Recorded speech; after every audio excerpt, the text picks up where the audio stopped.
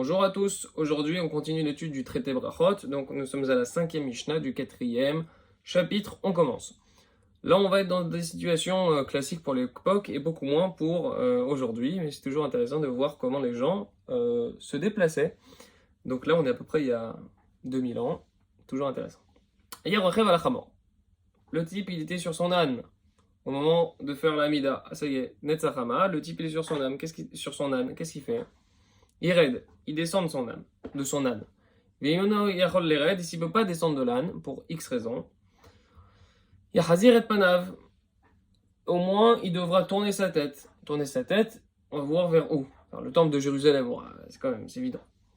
Yahazir et panav, donc il tourne sa tête vers le temple. Veimono yachol yahazir et panav, s'il ne peut pas, voilà, lui il va dans ce sens-là, et Jérusalem c'est dans ce sens-là, il ne peut pas faire un tour à 180 degrés. Comment il fait?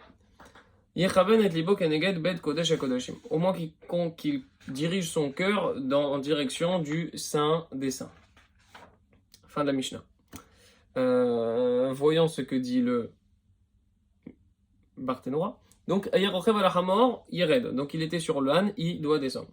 Donc, en halacha kistem mishnazo, la halacha ne suit pas cette Mishnah anonyme, plutôt. Et là, ben yeshlo mi sheyechoz hamoro, ben enlo mi sheyechoz hamoro, lo yered, mi pene shein dato meyushev et alav kisho yored. Donc la halakha, c'est qu'on est encore plus mekil que ce que dit cette Mishnah. La halakha, c'est que tu es avec ton âne, que tu puisses descendre ou que tu puisses pas descendre, qu'il y ait quelqu'un qui puisse te garder l'âne, qu'il y ait quelqu'un qui puisse pas te garder l'âne, dans tous les cas, tu descends pas. Pourquoi? Parce que même si tu as trouvé un moyen d'attacher ton âne à un arbre, lorsque tu vas faire la Hamida, tu vas pas être concentré parce que tu vas avoir un stress, se dire peut-être l'âne il est parti, etc. Je vais pouvoir rentrer, j'aurais perdu mon âne. Donc, il vaut mieux que tu restes sur ton âne et que tu fasses la tfila en étant concentré.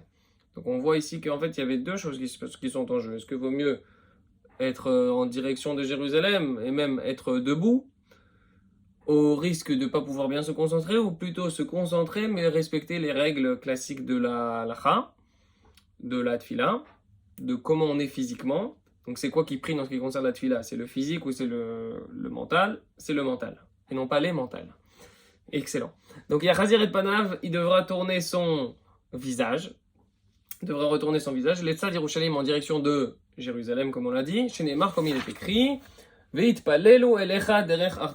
prieront vers toi selon le chemin de leur terre. Et c'est quoi notre terre? C'est Israël. Et c'est quoi notre terre dans Israël? C'est Jérusalem. Et c'est quoi notre terre en Jérusalem? C'est le Beit Hamikdash. Et c'est où le top du top? C'est le Kodesh HaKodashim, ce qui explique la fin de la Mishnah qui nous dit qu'Eneget Beit Kodesh HaKodashim devant la direction du Saint des Saints. Et il devra prier en concentrant son cœur dans cette direction-là. Chazak ou Baruch, à très bientôt.